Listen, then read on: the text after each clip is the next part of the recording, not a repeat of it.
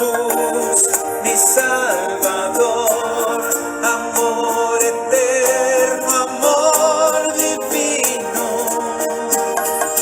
Ya no falta nada, lo tengo todo, te tengo a ti.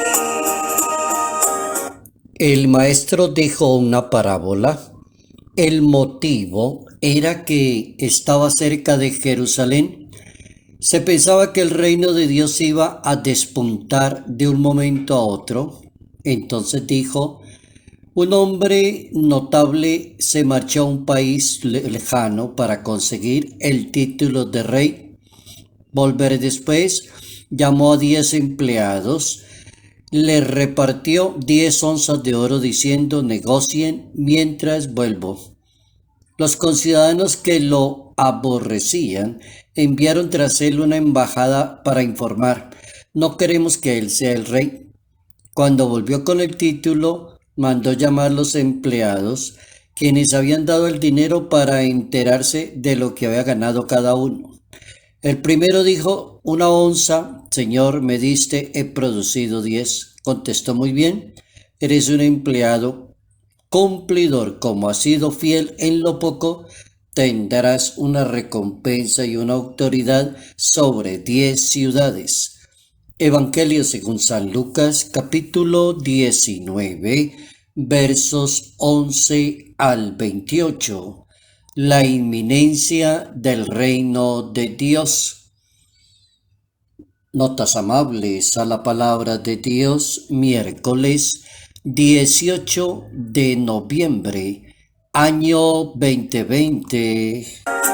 Ya no falta nada, lo tengo todo, te tengo a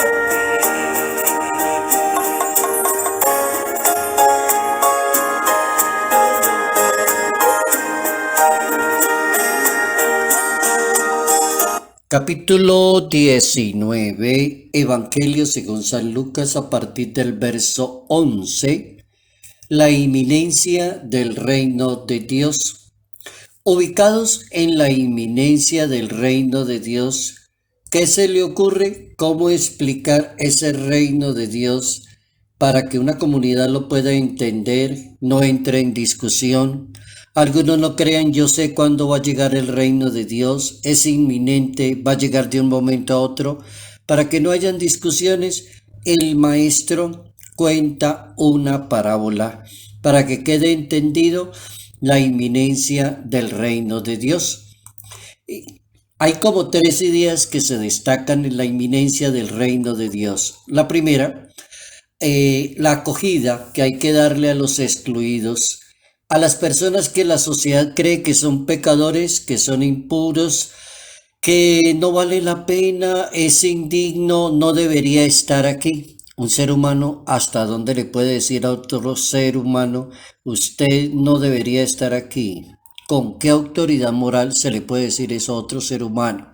La acogida que hay que dar a los excluidos, diciendo, mientras la gente escuchaba estas cosas, se refería al episodio de Zaqueo, excluido y que fue acogido por Jesús de Nazaret. Le dice, bájate de allí que debo hospedarme en tu casa, y le llama hijo de Abraham. Da la primera regla del reino de Dios, la acogida a los excluidos. La segunda regla, la proximidad de la pasión, de la muerte y la resurrección, pues va camino a Jerusalén y está cruzando por Jericó.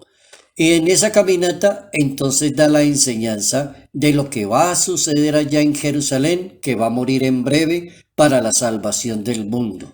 Reino de Dios, proximidad de la pasión, de la muerte y la resurrección. Tercera enseñanza, la llegada inminente del reino de Dios.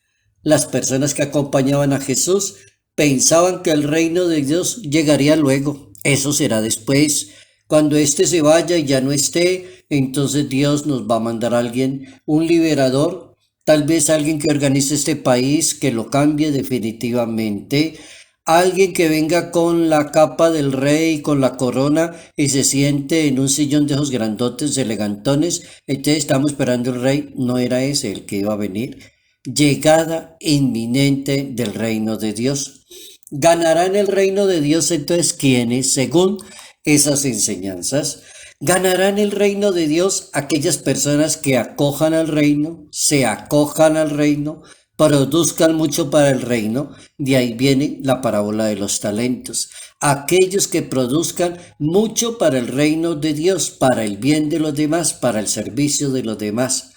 ¿Lo perderán quiénes? Aquellos que se escondan ante el reino, los que escondan su talento, su voluntad y se nieguen a hacer la voluntad de su Señor. El que guardó el talento cavó un buco, cavó un hueco en la tierra y guardó allí el talento porque sabía que el Señor que se lo entregó es de esos bien avivatos y viene a pedir lo que él no ha trabajado. Pues perdió el reino ese empleado. Esa sería como la cuarta enseñanza. ¿Ganará o perderá quién en el reino de Dios? La quinta enseñanza, los talentos. Propone el maestro la parábola conocida como la parábola de los talentos, de las virtudes, de las cualidades, de las capacidades de cada hombre y de cada mujer. Entonces los talentos logran su razón de ser ante el servicio y el crecimiento de la comunidad eclesial y están en orden a la comunidad, están en orden de. Es decir, los talentos no es para guardarlos, esconderlos, cavar un buco, un hueco en la tierra o echármelo al bolsillo y decir voy a acumular o mantener diciendo yo tengo muchas cualidades pero no le presto un servicio a ninguna persona. ¿Para qué sirve esa persona? No sirve. Por eso la parábola de los talentos es tan educativa y tan formativa. No sirve para vivir quien no vive para servir, dijo el Papa Francisco en su elocuente y sabia homilía el domingo ante esa comunidad donde él predicaba la importancia que tienen los talentos para la vida de la comunidad eclesial. Eso fue un 15 de noviembre del año 2020. Y el Papa arrancaba con esa frase de un escritor estupendo llamado Rabindranath Tagore. Y ese escritor estupendo es el autor, como al menos la historia dice que la frase es de él. No sirve para vivir quien no vive para servir. Estar al servicio de los demás, primera enseñanza. Segunda enseñanza, todo lo que tenga una persona que sea útil para los demás, que el talento que tenga cada cual sea muy útil para los demás. El Papa Francisco, haciendo eco elocuente de esa famosa frase, comienza su predicación y dice el Papa como 4 o 5 ideas así como corriendito que nos pueden dejar una buena enseñanza para hoy ante la parábola de los talentos y la inminencia del reino de Dios. Primera conclusión del Papa Francisco: el Señor nos conoce bien, saben que no somos iguales. Y no quiere privilegiar a nadie en detrimento de los demás, sino que le encomienda a cada cual de acuerdo a sus capacidades. Ahí están los talentos. Cada persona, de acuerdo a su capacidad, recibe lo que necesita para que produzca mucho y le ayude a los demás. Primera conclusión del Santo Padre: Dios no privilegia y no sacrifica a ninguna persona por otra. Así que decir que échele mano a este, que este es mejor y que usted es muy malito y que usted no sirve para nada, no. Todos tenemos talentos, todos tenemos virtudes, pero cada uno tiene su propia responsabilidad, no en detrimento de la persona. Segundo, no existe excusa para no producir. Eso quedó claro en la parábola de los talentos y lo dice el Papa Francisco. Escondiendo el talento o disculpándose y diciéndose que los malos son los demás. La culpa la tienen las demás personas. Lo que pasa es que yo no he podido ejercer mi talento porque me tienen envidia, porque me persiguen. Lo que pasa es que yo no quiero sacar mi talento para no ofender a nadie. Mejor me quedo callado y me lo guardo. No, esas son disculpas, dice el Papa Francisco.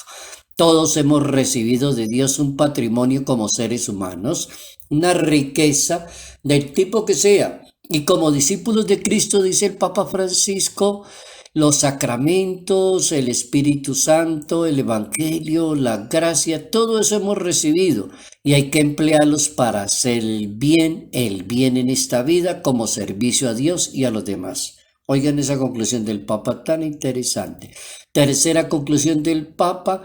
Todo lo que hemos recibido, sacramentos los tenemos todos los sacramentos, la Biblia la tenemos todo, la palabra nos la han explicado cantidad de veces.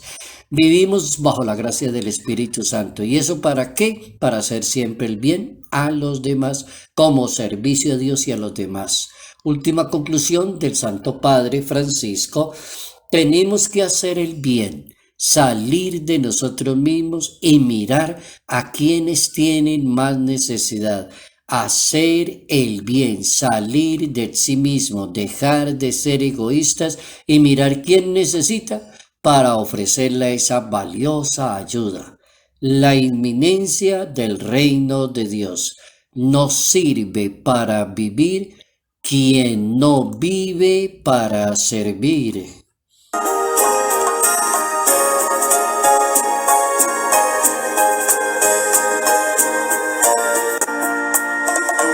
Tan grande y yo pequeño y te fijas en mí, ¿cómo no te voy a adorar?